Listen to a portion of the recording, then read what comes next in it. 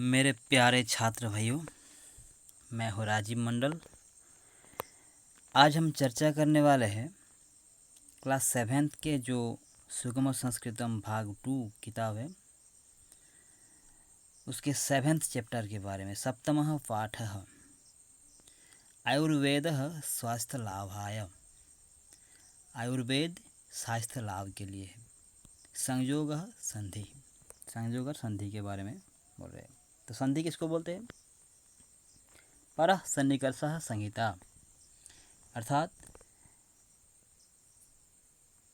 दो शब्दों के या दो वर्णों के मिलन को संधि कहा जाता है। दो आसपास बैठे हुए जो दो वर्ण हैं उन दोनों को मिलने का जो फॉर्मूला है उसको संधि कहते हैं। देखो, बोल रहे अंचितः और अध्यापकः, इन दोनों के कन्वर्सेशन। आचार्यवर अर्थात आचार्य, नमामि, नमन करते हैं। स्वः सामान्य ज्ञान स्पर्धा भविष्यति। स्वः मतलब टुमारो, सामान्य ज्ञान स्पर्धा भविष्यति, जनरल नॉलेज कंपटीशन होगा। भविष्यति मतलब होगा, टुमारो फ्यूचर टेंस, इसलिए लिट लकार का प्रयोग यहाँ पे हुआ है। लिट लकार फ्यूचर के लिए होता है, लट लकार वर्तमान के लिए और लंग लकार अतीत काल के लिए। तो भू धातु का लिट लकार का रूप होता है भविष्यति, भविष्यतः, भविष्यन्ति, ऐसे करके। तो बोल रहे कि आने वाले जो कल है, टुमारो, कल जनरल नॉलेज कंपटीशन होने वाला है। आयुर्वेदस्य विषय मम ज्ञानम नाधिकम। आयुर्वेद के बारे में मेरा ज्ञान नाधिकम, न अधिकम, ज़्यादा नहीं है। कृपया भवान सहायता करोतु, कृपा करके आप मुझे सहायता कीजिए। अध्यापकः अस्तु वत्सम, अच्छा पुत्र, ठीक है। किम तुम जानासि वेदाः कति सन्ति। क्या तुम जानते हो वेद कितने हैं? जानामि महोदयः, महोदय हाँ मैं जानता हूँ। चत्वारः वेदाः सन्ति, 4 वेद है। तेषां नामानि ऋग्वेदः, यजुर्वेदः, सामवेदः, अथर्ववेदः च इति। बोल रहे कि हाँ गुरुदेव मैं जानता हूँ, 4 वेद है।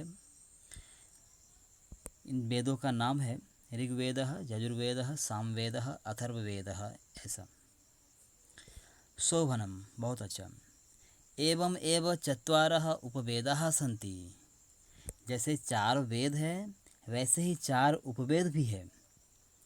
यथा आयुर्वेदः, एक है आयुर्वेद, एक है धनुर्वेदः, एक धनुर्वेद है, एक गांधर्व वेद है, एक गांधर्व वेद है, और एक अर्थशास्त्रम, अर्थशास्त्र भी एक वेद का ही उपवेद है। उपवेदेषु प्रथमः आयुर्वेदः, उपवेद के जो उपवेद है इनमें से प्रथम वेद उपवेद है आयुर्वेदः। मनुष्याणां स्वास्थ्य लाभाय सर्वोत्तम हेतु अस्ति। ये जो पहला उपवेद है यह है आयुर्वेद। ये आयुर्वेद मनुष्य के स्वास्थ्य के लिए बहुत महत्व रखता है। सर्वोत्तम हेतु, सबसे अच्छा कारण है। ये स्वास्थ्य के लिए सबसे ज़्यादा महत्व रखता है ये आयुर्वेद। आयुर्वेदस्य आरंभः कदा अभवत्। आयुर्वेद का आरंभ कदा अभवत्? ये देखो, भू धातु का यहाँ पे देखो लंग लकार में प्रयोग हुआ है। भू युक्त लंग द इक्वल टू अभवत्, ऐसा हुआ। भू युक्त लिट स्यति भविष्यति, ये है लिट लकार का फ्यूचर में और ये पास्ट में, ये पास्ट में और ये फ्यूचर में,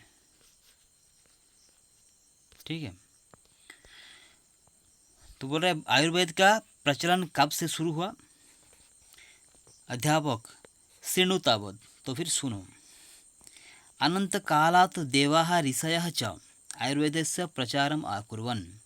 अनंत काल से, अनंत कालात् मतलब अनंत काल से, पंचमी विभक्ति, अनंत कालात् देवाः ऋषयः च, देवताओं ने और ऋषियों ने आयुर्वेदस्य प्रचारम अकुर्वन्, आयुर्वेद का प्रचार कर रहे थे। मनुष्यलोके तु धन्वन्तरी ही अस्य प्रथमः प्रचारकः मन्यते। और हमारे मनुष्य लोक में या पृथ्वी लोक में धन्वन्तरी को आयुर्वेद का सबसे पहला प्रचारक माना जाता है। तदनंतरम उसके बाद चरक सुश्रुतो वाग्भट्टादयः आयुर्वेदस्य प्रसिद्धः आचार्यः अभवन्। पहला आयुर्वेद का प्रचार माना जाता है धन्वन्तरी को, उसके बाद चरक सुश्रुतो वाग्भट्टादय, इनमें से इनको भी बाद में आयुर्वेद का प्रचार या आचार्य माना जाता है। तेषां कथनं च, उन लोगों का कहना है कि आयुर्वेदस्य नियमानां पालनेन, आयुर्वेद का जो नियम है उनको पालने से मानवः सुखेन शतवर्षाणि यावत् स्वस्थं जीवनं यापयति। आयुर्वेद का नियम पालने से मनुष्य शतवर्ष तक स्वस्थम जीवनम यापयति, स्वस्थ जीवन लाभ कर सकते हैं। मनुष्यः कथम रुग्णः भवति महोदय, अंचितः बोल रहा है कि मनुष्य कैसे रोगाग्रस्त मतलब बीमार कैसे हो जाते हैं, कैसे हमारे शरीर में पीड़ा कैसे हो जाता है, बीमार कैसे पड़ जाते हैं हम लोग, मनुष्य कैसे पीड़ित होते हैं, बीमार कैसे होते हैं। बोल रहे हैं कि अध्यापक बोल रहे हैं आयुर्वेदानुसारम शरीरे, आयुर्वेद के अनुसार हमारे शरीर में वात पित्त कफाः इति त्रयः दोषाः भवन्ति। आयुर्वेद बोल रहे हैं कि हमारे शरीर में 3 दोष है, त्रयः दोषाः, वात पित्त कफाः, वात पित्त और कफ, ये तीनों जो है ये हमारे शरीर में 3 दोष है। यदा मिथ्याहारेण मिथ्याविहारेण एवं मिथ्याविहारेण च एते प्रकुप्यन्ति तदा मनुष्यः रोगी भवति।